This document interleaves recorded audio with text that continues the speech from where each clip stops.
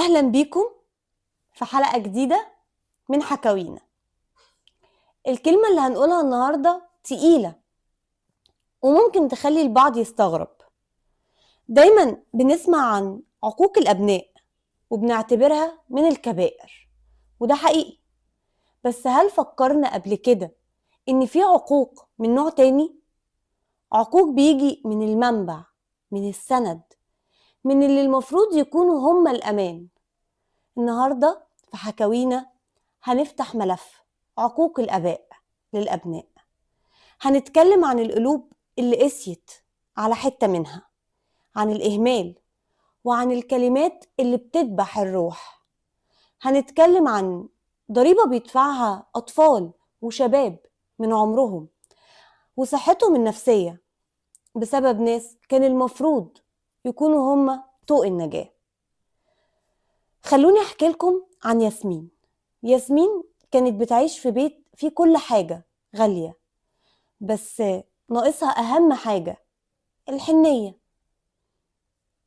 أبوها كان بيعتبر إن دوره في الحياة هو بنك بيصرف وبس، وإن أي طلب للمناقشة أو حضن كان بيقابله بصد وقسوة وكلام مهين زي انتي أصلا فاشلة، انتي خسارة فيكي الفلوس اللي بتتصرف. ياسمين كبرت وهي مشوهة نفسيا، حاسة إنها عبء على الدنيا، وإن الشخص اللي المفروض يحبها من غير شروط هو أول واحد كسر خاطرها. ياسمين ما كانتش عاقة، ياسمين كانت ضحية عقوق الأب اللي استكتر في بنته الأمان النفسي. عقوق الآباء مش بس ضرب وقسوة، لا، ده ليه صور تانية كتير، زي الابتزاز العاطفي، لما الأهل يستخدموا شعور الذنب علشان يتحكموا في حياة ولادهم في كل كبيرة وصغيرة، حتى لو على حساب سعادتهم. لما يكون الأب أو الأم هم أول ناس بيسخروا من شكل ابنهم أو ذكائه ويقارنوه بغيره طول الوقت. الإهمال، إنك ترمي ابنك للشارع أو للسوشيال ميديا وتنشغل عنه بحياتك وتسيبه يواجه الدنيا من غير بوصلة.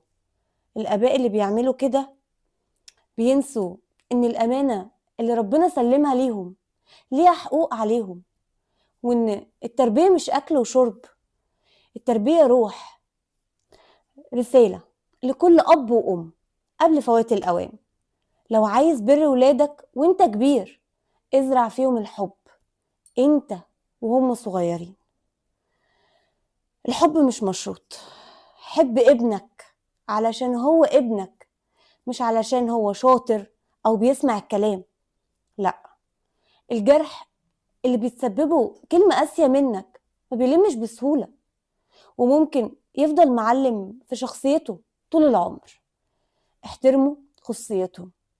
ابنك مش ملكك الخاص، هو إنسان مستقل ليه أحلامه وحياته اللي محتاجك تدعمها مش تسيطر عليها. في حكاوينا النهاردة حبينا نقول إن البر بيبدأ من الأهل الأول.